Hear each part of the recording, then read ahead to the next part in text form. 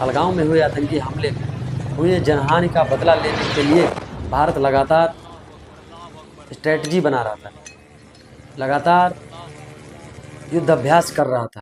आतंकियों को और इस हमले की साजिश रचने वालों को उनकी कल्पना से भी बड़ी सजा मिले। शायद वो स्ट्रेटजी, शायद वो युद्धाभ्यास मिशन सिंदूर के लिए था। भारत का डिफेंस सिस्टम 1:44 पर एक प्रेस रिलीज जारी करता है, जिसमें यह जानकारी दी जाती है कि पाकिस्तान में जितने भी आतंकी अड्डे हैं, उनमें सबसे जो प्रमुख हैं, उनमें से 9 एरिया ऐसे हैं जिन पर भारतीय नौसेना द्वारा एयर स्ट्राइक किया गया है। मिशन सिंदूर के तहत एयर स्ट्राइक किया गया है। ये पाकिस्तान के मुंह पर कड़ा तमाचा है, उसके करतूतों का ये सही जवाब है। पाकिस्तान की जनता, वहाँ के जो लोग हैं, वो त्राहिमाम करने लगे। हम सभी भारतीय अंदर से टूट गए थे जब ये आतंकी हमला हुआ।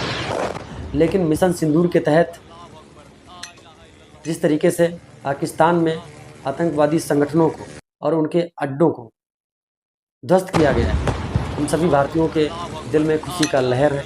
हम सभी भारतीय बहुत प्रसन्न हैं। हम सभी आतंकवादी हमले में हुए जनहानि का बदला इसी प्रकार से देखने के लिए इंतजार कर रहे थे, लेकिन मुझे लगता है कि इंतजार की घड़ियां समाप्त हुई। शायद उन आतंकवादियों के मुंह पर ये बहुत बड़ा तमाचा है, जिससे वो भारत की ताकत का अंदाजा लगाएंगे। वो ये अब सोचेंगे कि हमें पहलगाम में आतंकी हमला नहीं करना चाहिए था। लेकिन एक कहावत है कि का बरसी जब करसी सुखाने, समय चूक उनका पछताने। अब क्या होता है तो कुछ नहीं हो सकता। तुम्हारे कर्मों की सजा तो तुमको मिलनी ही थी, आज नहीं तो कल। और आपको ये भी याद होगा, पाकिस्तान कान खोल के सुन ले, भारत हमेशा तुमसे आगे रहा है और रहेगा, रहा था, रहा है, रहेगा।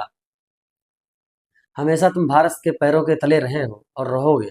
जितनी बार तुमने युद्ध लड़ा है, घुटनों के तले झुके हो। तुमको ये सोचना होगा, हमारी बात मत करो। यदि भारत वसुधैव कुटुंबकम की भावना रखता है, किंतु समय आने पर दुष्ट के साथ दुष्टता का व्यवहार करना भी जानता है। यदि हम ईंट के जख्म को सहना जानते हैं, तो वहीं समय आने पर ईंट का जवाब पत्थर से देना भी जानते हैं। पहलगाम में हुए आतंकी हमले के बाद प्रधानमंत्री मोदी जी सभा को संबोधित कर रहे थे। उन्होंने कहा था कि हम आतंकवादियों से चुन चुन के बदला लेंगे। आतंकियों को और इस हमले की साजिश रचने वालों को उनकी कल्पना से भी बड़ी सजा मिले। शायद प्रधानमंत्री जी का वो कथन सत्य साबित हुआ मिशन सिंदूर के तहत। आज हम सभी भारतीय बहुत ही खुश हैं, बहुत ही मगन हैं, क्योंकि मिशन सिंदूर के तहत जिस तरीके से पाकिस्तान में 9 आतंकवादी अड्डों को ध्वस्त किया गया, इससे यह साबित होता है कि भारत ना कभी कमज़ोर था, ना कभी है और ना ही रहेगा। पाकिस्तान जैसे घटिया सोच रखने वाले देशों से 100 गुना आगे है, 100 कदम आगे चल रहा है। हम शांत थे, इसका मतलब ये नहीं कि हम खामोश थे।